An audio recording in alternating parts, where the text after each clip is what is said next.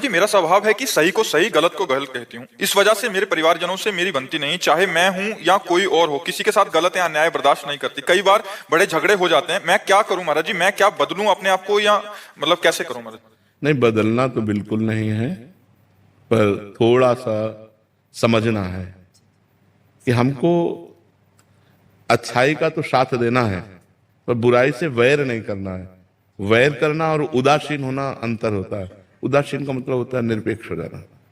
हम आपसे न मित्रता रखेंगे न शत्रुता रखेंगे। अगर हम वैर करते हैं तो वो गलत था बुराई करके, और हम गलत हो गए वैर करके, बात तो एक ही हो गई ना। वो बुराई कर रहा है और हम बुराई का वैर कर रहे हैं, तो हम भी तो बुरे हो रहे हैं। हमारे अंदर भी तो गलत बात आ रही है। हम झगड़ा किए ना, हम मान लो लड़ाई किए ना, तो ये गलत बात है ना। हमको उपेक्षा कर देनी चाहिए। उसे कहते हैं शास्त्रीय शब्दों में उदासीनता। उदासीनता न मित्रता और न शत्रुता। आपका आचरण है, आप जानिए। बस बहुत कम लोग ऐसे होते हैं जो अच्छाई से चलते हैं, अच्छाई का साथ देते हैं, पर बुराई का त्याग करना है, पर बुराई से झगड़ा नहीं करना। यदि हमने बुराई से झगड़ा किया तो वो बुराई में स्थित है, हम झगड़े में स्थित है, बात तो एक ही हो गई। एक आदमी बुरा कर रहा है और एक आदमी बुरा उसको कह रहा है, तो समय तो दोनों का उसी बुराई में जा रहा है ना। तो अंतर क्या पड़ा? अंतर यह है, यदि हमें सामर्थ्य हो तो हम अपने प्यार के बल से, अपने धर्म के बल से उसकी बुराई दूर कर सके, ना कि बुराई का वैर करें। वैर करना बुराई की निवृत्ति नहीं होगी और बुराई को बढ़ोतरी होगी। जब हम बुरे आदमी से वैर करते हैं तो और बुरा बन जाता है वो। और जब हम बुराई को प्यार दें, बुराई को सहन करें, तो ये सहनशीलता उसकी बुराई को नष्ट कर देगी। ये अध्यात्म है। जैसे एक बार एक नाथ स्वामी गंगा स्नान करके आ रहे थे, तो ऊपर गली के एक विधर्मी का उनका मकान था, तो थूक दिया ऊपर। वो फिर गंगा नहाने गए, फिर थूक दिया, फिर नहाने। 100 बार थूका, वो कुछ नहीं बोले, एक बार देखा भी नहीं गंगा स्नान करने। 100वीं बार वो आके चरणों में गिर गया, क्योंकि 100 बार थूका और एक बार भी नहीं देखा, एक बार भी गाली नहीं दिया, एक बार भी नहीं बोले। तो आके हाथ जोड़ा और कहा गलती पड़ गई, मुझे क्षमा करो, मैंने 100 बार आपके ऊपर थूका। तो उनका मेरे ऊपर आपकी कृपा हुई।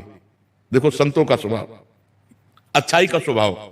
मेरे ऊपर आपकी कृपा हुई क्योंकि मैं एक दिन में एक बार गंगा नहाता था, और आपकी कृपा से 100 बार गंगा नहाया हूं। इसमें अपराध क्या? वो जिंदगी भर के लिए बुराई छोड़ दी। ऐसे गंभीर संत होते हैं। तो हमें चाहिए, अच्छाई हमारी यही है कि बुराई हमको परास्त न कर पावे और बुराई से हमारा वैर न हो पावे। त्याग। ये कैसे करें? नाम जप। नाम जप करोगे, नाम जप में बहुत सामर्थ्य होती है। जब अपने अंदर साधुता लाएंगे, हम नाम जप करेंगे, तो चाहे स्त्री हो चाहे पुरुष, बराबर भगवान की कृपा सब पर है। तो हमारे ऊपर जब कृपा होगी तो हम ऐसे सहनशील बन जाएंगे। नहीं, वैर करते करते आप देखो, एक शब्द बोली कि अच्छाई छोड़ दूं, कितनी कमजोर हो गई कि आप अच्छाई को छोड़ने के लिए प्रश्न कर दिए। इसलिए अच्छाई छोड़ने वाली चीज नहीं है। आज तो अच्छाई पे लोग चलना नहीं चाहते, पर अच्छाई को अभिमान में ना लाएं, वैर ना करें, भगवान का स्मरण करें और सबको सुख पहुंचाने की चेष्टा करें। यही अच्छाई है। वो अच्छाई ज्यादा अच्छी नहीं है जिसमें हम दूसरों को क्लेश दें, दूसरों से लड़ाई झगड़ा करें कि हम बहुत अच्छे हैं, आप गलत हो। ये ठीक नहीं है। इससे परिवार में लड़ाई झगड़ा होता रहेगा और आप अशांत रहेंगी, और आपको अच्छाई से भी घृणा होने लगेगी कि वो अच्छाई किस काम की जिसमें रोज झगड़ा हो।